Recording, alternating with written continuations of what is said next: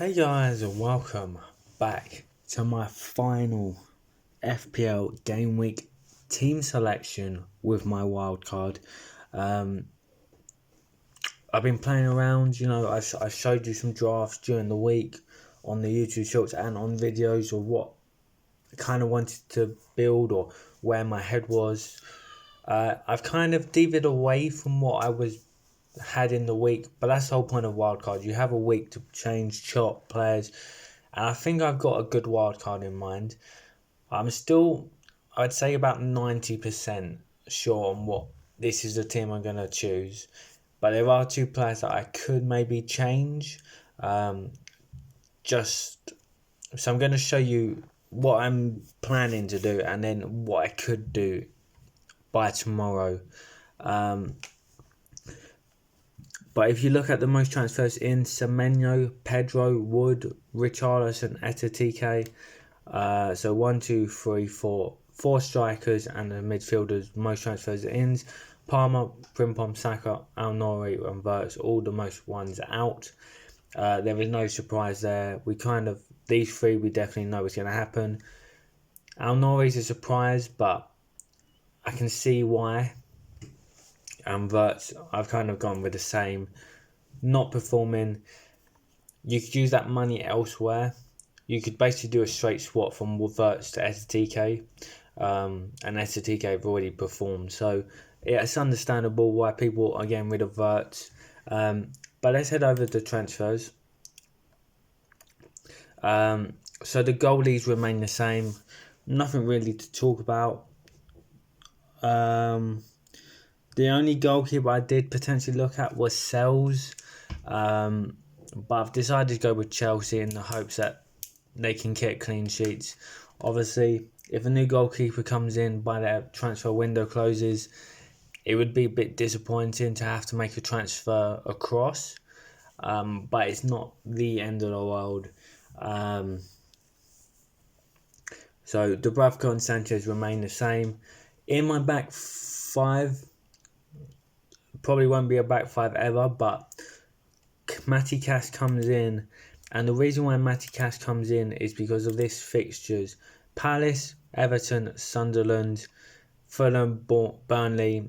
Then you get a hard fixtures of Tottenham, Man City and Liverpool, but then it goes back to Bournemouth, Leeds, Wolves, Brighton, West Ham. So if you're wildcarding or getting prepared for that second half wildcard, it's not the end of the world. And in this fixture run of where they get Man City and Liverpool, I do have alternate players that could come onto the bench, onto the team, and Matty Cash could drop to the bench. So I'm not too worried, but I think that is a good 1, 2, 3, 4, 5, 6 game weeks of points that he could get, and maybe a price rise, and that would help me maybe move away in that game week 9, 10 position. Esteban stays in, been in the team since game week 1, remains at 4 million Burnley defender that plays. Guy, I could look elsewhere, but I'm hoping on the slight chance that the Liverpool deal is going to be done and he will become a Liverpool player, which means then you have him at a stronger squad and more likely to get clean sheets. I am taking the risk on the double of Spurs.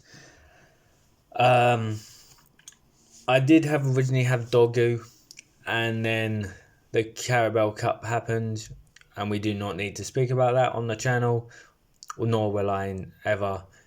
But yeah, that is why we've gone with Spurs instead of Dogu. Then in the midfield 5, you got Casado for that defensive contributions. I was looking at Anderson, but I do think, firstly, Chelsea's fixtures are better. He's picked up more points than Anderson. So I do think that Casado is the right option. Mo Salah remains in the squad as a good captain option. Not for this week, but for next week against Burnley, it's a great one. Reinders remains in the team. What a player he is at the value he is. Ndiaye, no, I don't know much about him, but he's had a good start. Played about 80 minutes, 70 minutes for Forest. It is a bit of a risk going on a player that I don't know much about.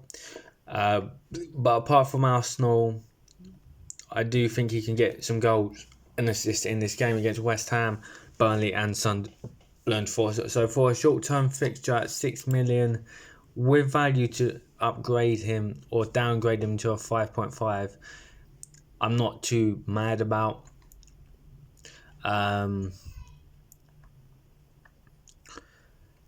Then we've got the front three of João Pedro, Haaland and Ekitike. What a front three this is. Obviously, the original drafts during the week was only Ekitike and Haaland as a 4-4-2. And then the other option was obviously a 4-3-3 with with Chris Wood, Pedro and Gyökeres. Because that remained with Palmer in the squad. Palmer's not going to play, so there's no point of keeping the 10 million player on the bench. So we've used that funds elsewhere. So this is the current team that I'm potentially I've chose. But there are alternatives, and the alternatives is if you downgrade Ekitike to players, strikers, is go to Chris Wood. Not far off hitting points so far.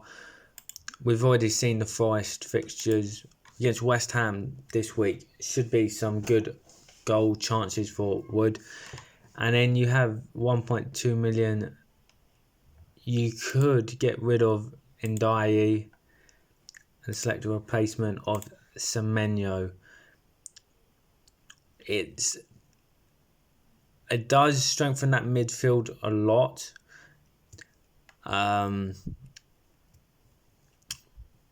So it's something to consider. Obviously, I will make a decision before 11 tomorrow. Whether I go Semenyo and Wood or Ekitike and Ndiaye. Obviously, with this draft, it means you have no money in the bank to change. As the other one, I still have about 0.3 million in the budget. But again, with Semenyo, he's more reliable than Ndiaye. I know more about him. The fixtures aren't amazing, but Spurs, you could get something. Brighton, Newcastle, Leeds, Fulham, Crystal Palace, Forest, Man City, Aston Villa, West Ham, Sunderland, Everton, Chelsea, United, Burnley. The fixtures long term are very good for him. It's just whether you want to downgrade Wood from Ekitike. Is Ekitike really a monster as a striker? You know so well he started very well, but obviously with Arsenal, is he going to do anything? Then you get to Chelsea, so he'll definitely get points against Burnley and Everton and probably Palace. Then he comes to Chelsea United. Will Ekitike do anything over Chris Wood, who's obviously got West Ham, Burnley, Sunderland? It's a tough one. So my mind's torn on this draft with Wood and Semenyo, or if I just stay the same, Ekitike for the attacking threat of Liverpool, the bit more of a premium option, and have just that 6 million midfielder that could be upgraded or downgraded with the spare money. I think if I'm going for this team that is on the screen, we go to pick team. It probably looks something like this, where you have the three. It should be a 3-4. It's more like you're going to be playing the 3, the 4, and the 3.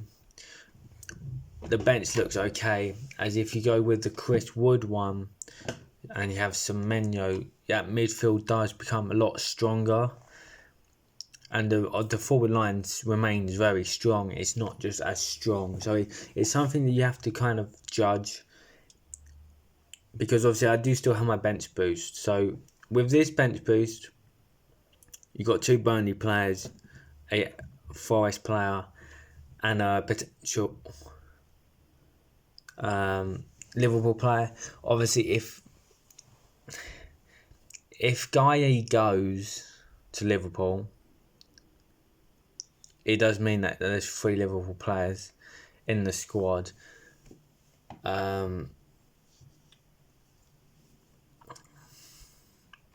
So let me know in the comments down below. Do you go with this one, or should I just take the risk, go with Chris Wood for that short-term fixture bit, have some Semenyo in that for that long-term midfield position?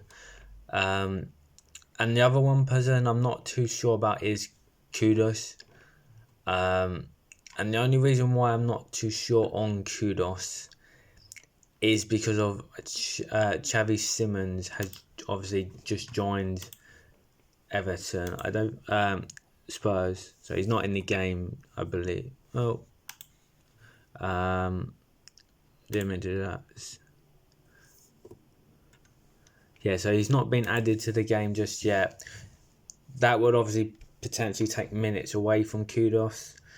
So if I was to get rid of Kudos, you would probably just put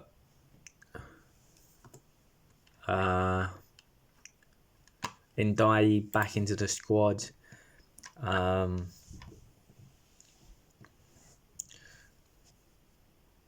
So it's not too bad. But for now, that we're going to leave it here.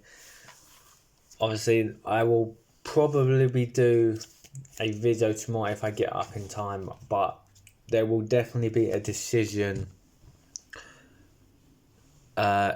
later tonight whether I stick with this team or if I go to the Chris Wood Semenyo